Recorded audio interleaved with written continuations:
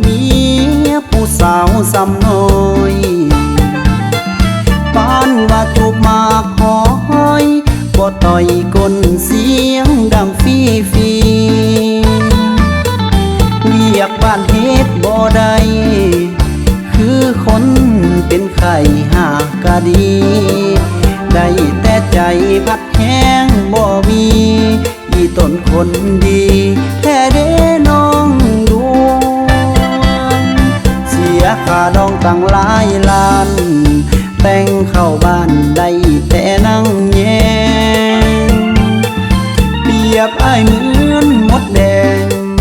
ยามแลงเฝ้าโกกมากมัว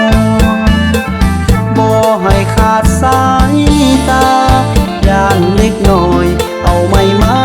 ห่วงกินบ่ได้แต่ว่ามันห่วงเพราะน้องดวงนั้นเป็นเมียเหลือใจเจ้าของกินเหล้ามองยาสูมือจนได้นับฮอดคอมือบ่เจอแล้วเทื่อสุดท้ายตั้งแต่ต้นเดือนก่อนฮอดมือนี้ก็เข้าเดือนตายเบามารถเป็นตานายน่าอายเจ้าของแท้นาฟังเบิ่งอีกมือแลงบางทีนำแกงมันขึ้นอดก่อนเด้อควันยืนบ่เกินมืออื่นดอกเด้ออ้ายว่าเห็นมันตอดยุบมือแรงนี่ต้องมีปัญหาผู้ใดนั้นมีเหล้าบ้องยาก็เอามาปั่นค่อยกินแน่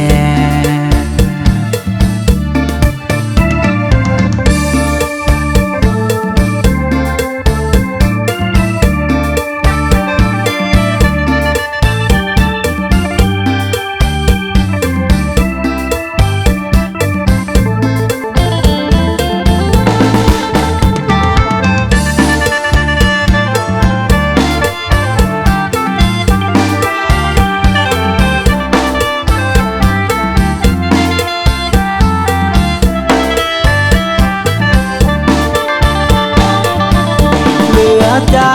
เจ้าของกินเหล้ามองยาสูมือ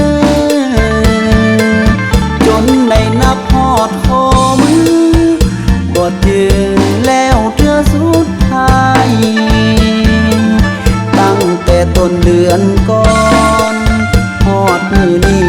ก็เข้าเดือนตายเมามารถเป็นตานายน่าอายเจ้าของแท้นาฟังเบิ่งอีกมือแลงบางทีนำแกงมันขึ้นอดก่อนเด้อควันยืนบ่เกินมืออื่นดอกเด้ออ้ายว่าเห็นมันตอ